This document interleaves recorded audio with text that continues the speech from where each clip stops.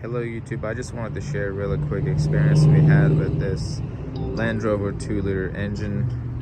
This is no longer Ford engine, and this engine is made by Land Rover. The problem with this car was the idle.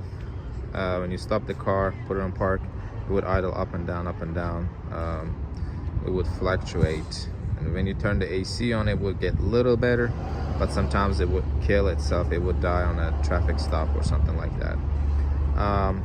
First thing we did, when you unplug the mass airflow sensor right there, it helped, it fixed the issue. But since we replaced the mass airflow sensor, it did not fix the problem. Only when you unplug it, it did help a little. So we did what's it called, a smoke test. It did not have any air leaks, but when I tried to pull the cap off from the oil, I would feel a lot of resistance here. It would like suck this so hard.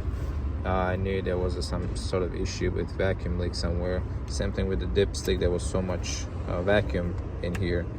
When you try to pull this off, you see how easy it is. When the engine is running, it's a little difficult, but not like really hard. It had so much vacuum in there. There's a PCV valve right here.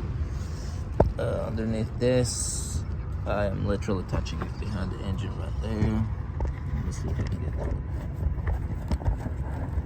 right there.